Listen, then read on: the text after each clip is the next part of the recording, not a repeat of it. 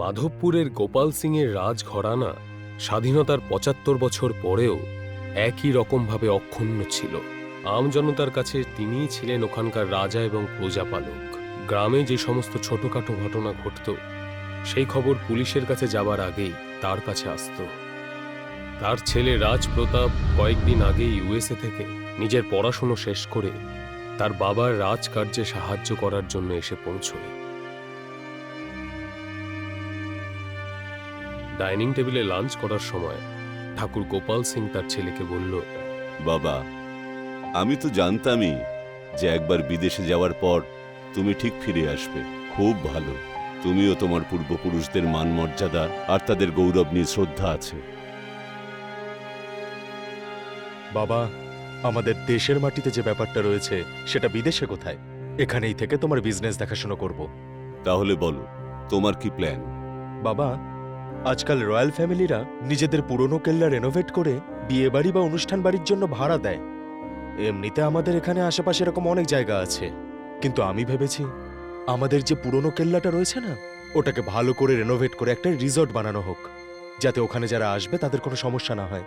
এমনিতেও ওখানে তো ট্যুরিস্টদের প্রতিদিন আনাগোনা রয়েছে।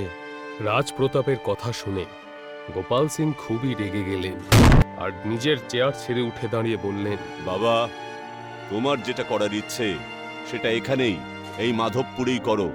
জয়সলমীরে যাওয়ার কথা ভুলেও ভেবো না। ভুলে যাও যে ওখানে আমাদের কোনো কেল্লা রয়েছে। নিজের বাবাকে এভাবে রেগে যেতে দেখে রাজ অবাক হয়ে নিজের মায়ের দিকে তাকায়। কিন্তু ঠাকুরানী কলাবাইও বুঝতে পারছিল না যে যখনই জয়সলমীরের কথা ওঠে তখনই গোপাল সিং এত রেগে কেন যান। মা, তুমি এবার বাবাকে বোঝাও। শোন বাবা, তোর বাবা যদি কোনো কিছুতে একবার না বলে দেয় তাহলে তো ওনাকে রাজি করানো একেবারে অসম্ভব হয়ে যায়। ভুলে যা তুই ওই প্রজেক্টের কথা। একথা বলে উনি সেখান থেকে উঠে চলে গেলেন। কিন্তু রাজপ্রতাপের মনে এখনো সেই পুরনো হাভেলিকে রেনোভেট করার ইচ্ছে ছিল। ভুলে যেও না যে আমি কিন্তু তোমারই ছেলে বাবা। তুমি হ্যাঁ বলো বা না বলো, কয়েকদিনের মধ্যেই রেনোভেশনের কাজ শুরু হয়ে যাবে। রাজপ্রতাপ প্রচণ্ড জেদ করে নিজের বাবাকে না বলেই রেনোভেটের কাজ শুরু করে দিলেন। কিন্তু সেই মহলে কিছু না কিছু প্রায়শই ঘটত। কাজ করার সময় কর্মচারীরা আশেপাশে কোনো না কোনো ছায়ার উপস্থিতি টের পেতেন। কোনো কোনো সময় বানানো কোনো স্ট্রাকচার ভেঙে পড়ত। একবার এরকমই এক কর্মচারী দেওয়ালের ফাটল মেরামত করছিলেন। হঠাৎ করেই সেখানে দ্রুত বাতাস বইতে লাগলো আর অন্ধকার হয়ে গেল। আর নুপুরের আওয়াজ শুনে সেই কর্মচারীর মনোসংযোগ ব্যাহত হলো। সে উপর থেকে নিচে পড়ে গেল আর মারা গেল। বাকি কর্মচারীরা যখন তাকে পড়ে থাকতে দেখল তখন চিৎকার করে তার আশেপাশে জড়ো হয়ে গেল। কিন্তু কিছুক্ষণের মধ্যেই তার মাথা থেকে বেরোনো রক্ত তো বটেই, এমনকি তার শরীরও সেখান থেকে অদৃশ্য হয়ে গেল। কনস্ট্রাকশন সাইটে কর্মচারীর মৃত্যু এতটা ভয়ঙ্কর ছিল না যতটা ভয়ঙ্কর ছিল তার মৃতদেহ অদৃশ্য হয়ে যাওয়া। এখানে এত ভিড় হয়ে আছে কেন? যাও, যে যার কাজে লেগে পড়ো। বাবু, আমাদের বন্ধু ওপর থেকে পড়ে মারা গেছে, কিন্তু ওর বডিটা দেখতে পাওয়া যাচ্ছে না। কতবার বলেছি নেশা করে এই কনস্ট্রাকশন সাইটে আসবে না। যদিও সত্যি ওপর থেকে নিচে পড়তো তাহলে ওর ডেড বডি এখানে পাওয়া যেত। ওর বডি কি মাটির তলায় চলে গেছে নাকি আকাশে উড়ে গেছে?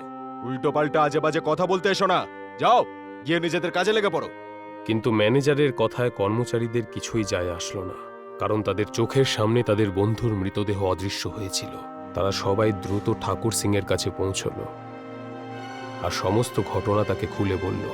কর্মচারীদের কথা শুনে গোপাল সিং তার ছেলেকে ডেকে পাঠালেন আর রেগে বললেন, তোমাকে বারণ করেছিলাম না যে ওই কেল্লাকে ভুলে যাও?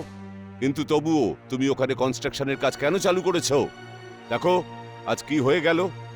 হ্যাঁ বাবা, আমাকে ম্যানেজার বলেছে, কিন্তু তুমি একবার ভাবো না যে ও যদি সত্যি ওপর থেকে পড়ে মারা যায় তাহলে ওর লাশটা কোথায় গেল? আমার মনে হচ্ছে এইসব রটিয়ে কেউ আমাদের ক্ষতি করার চেষ্টা করছে, কারণ সে হয়তো চায় না যে আমরা ওখানে রিসর্ট বানাই। তুমি কিছুই জানো না বাবা, আমি কেন তোমায় বারণ করছি। আজ এবং এখন থেকে ওখানে কোনো শ্রমিক কাজ করবে না। ঠাকুর গোপাল সিংয়ের বারণ শুনে কোনো কর্মচারী আর ওই মহলের দিকে গেল না।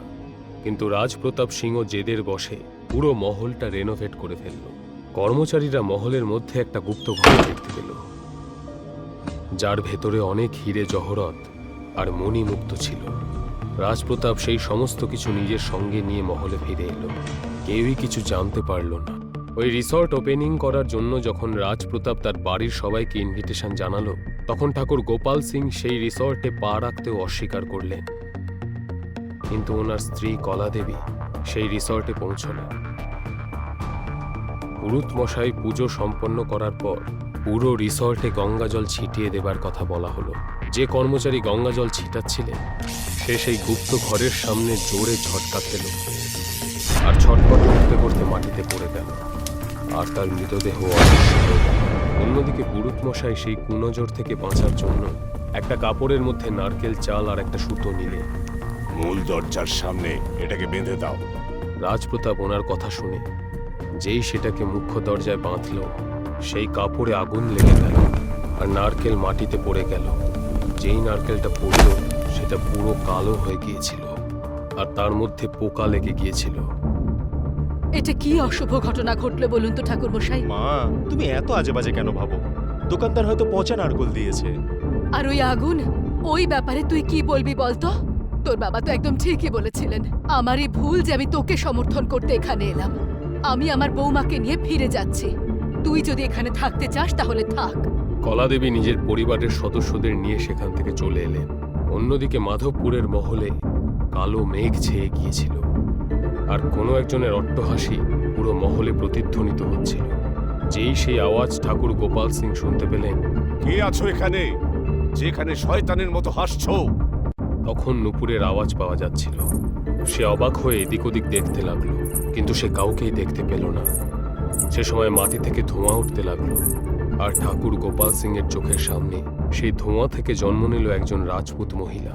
তাকে দেখে গোপাল সিং ভয় পেয়ে বলেন, চন্দ্রমুখী, তুমি? তুমি তাহলে আমাকে চিনতে পেরেছো? হ্যাঁ, আমি চন্দ্রমুখী, তোমার প্রথম স্ত্রী। তুমি রাজের ভুলে মুক্ত হয়ে গেছো, কিন্তু এইবার তোমার এমন ব্যবস্থা করব যে কখনো আর ফিরতে পারবে না। তুমি আমার আবার কি ব্যবস্থা করবে? এইবার আমি মুক্ত হব। আমি আমার প্রতিশোধ নেবার পরে এই জায়গা থেকে চলে যাব। কলাদেবী আর তাদের পুরো পরিবার সেখানে এসে দাঁড়ায়। চন্দ্রমুখীকে দেখে কলাদেবী বললেন, চন্দ্রমুখী, তুমি একজন কাজের লোকের সঙ্গে পালিয়ে গেছিলে না? তাহলে কিসের প্রতিশোধ?